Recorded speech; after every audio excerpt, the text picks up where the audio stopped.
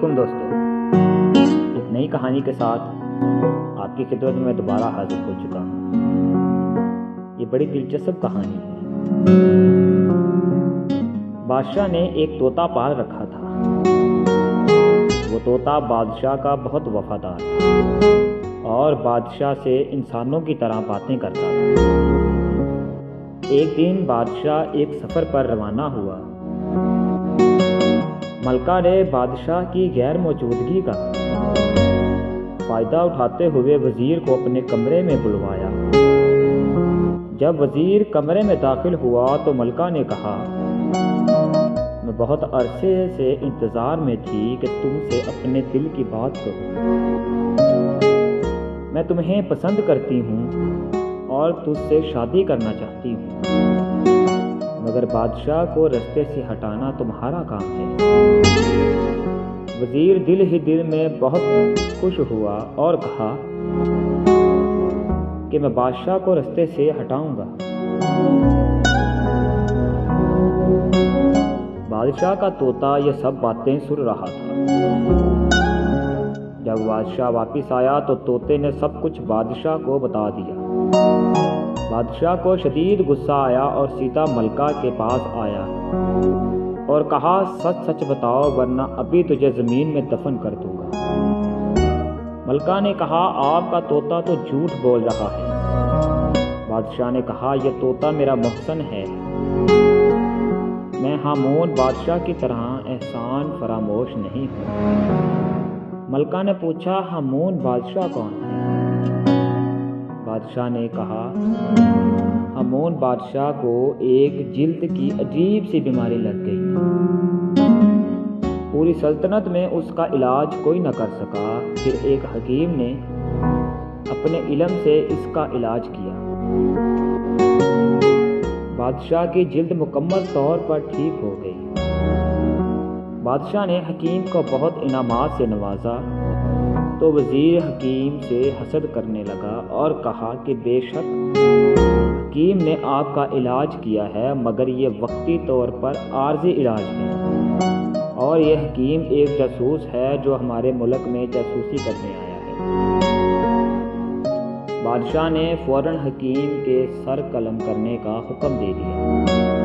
حکیم نے کہا، اگر آپ نے مجھے مارنے کی ٹھان ہی لی ہے تو میری آخری خواہش پوری کر دیں۔ بادشاہ نے کہا، کون سی خواہش؟ حکیم نے کہا، مجھے مارنے کے بعد میری کھوپڑی اپنے سامنے رکھ لینا اور میری کتاب کا صفحہ نمبر 120 پڑھنا۔ حکیم کو آخری خواہش پوری کی گئی اور بادشاہ نے اس کی کھوپڑی اپنے سامنے رکھ کر حکیم کی کتاب کا صفحہ نمبر 120 پڑھنے لگا، مگر وہ صفحہ چپٹا ہوا تھا۔ ہامون بادشاہ نے اپنی لعب دہن سے صفحہ کھولنے کی کوشش کی۔ کتاب کے صفحات پر لگی زہر نے بادشاہ کو تکلیف میں ڈال دیا اور تڑپنے لگا تو کھوپڑی سے آواز آئی کہ میں تمہارا محسن تھا اور ایک موذی مرض سے تم کو نجات دی تھی، مگر تم نے مجھے ہی مار ڈالا۔ اب یہی تمہارا انجام ہے۔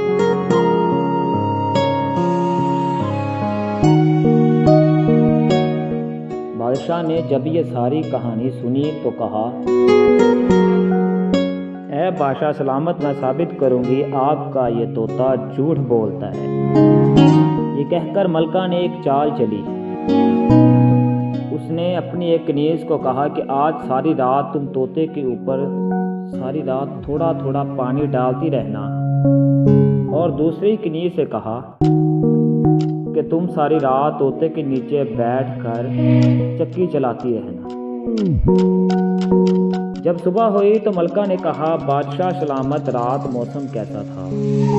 بادشاہ نے کہا، موسم بالکل صاف تھا۔ ملکہ نے کہا، اب اپنے طوطے سے پوچھیں کہ موسم رات کیسا تھا؟ بادشاہ نے اپنے طوطے سے پوچھا، میاں مٹھو، رات موسم کیسا تھا؟ طوطے نے کہا، کیا بتاؤں، ساری رات بارش ہوتی رہی ہے اور بادل گرجتے رہے۔ ملکہ کی چال کامیاب رہی اور ملکہ نے بادشاہ کو یہ ثابت کر دیا کہ اس کا طوطا جھوٹ بول رہا تھا اور بادشاہ نے اپنے طوطے کو جھوٹا سمجھ کر مار دیا۔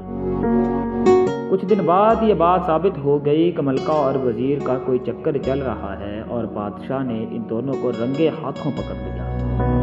بادشاہ نے اپنے جوتے اتارے اور اپنے ہی سر میں مار کر کہا، افسوس کہ مجھ میں اور ہامون بادشاہ میں کوئی فرق نہ رہا اور میں بھی احسان فراموش رہا۔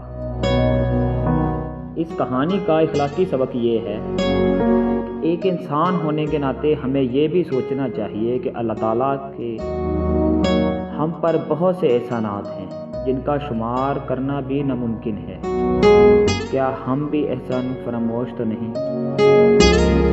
کیا جس طرح ہم کو اپنے رب کی عبادت کرنی چاہیے تھی ہم نے ویسی عبادت کی یا عبادت کو بوجھ سمجھ رکھا؟ مسلمان ہونے کے ناطے، انسان ہونے کے ناطے یہ چیز ہمیں لازمی سوچ رکھنی چاہیے۔ اللہ تعالیٰ ہمیں خلوص نیت سے عبادت کرنے کی توفیق عطا فرمائے۔ ملتے ہیں اپنی اگلی ویڈیو میں، تب تک کے لیے مجھے دیجیے اجازت۔ اللہ حافظ۔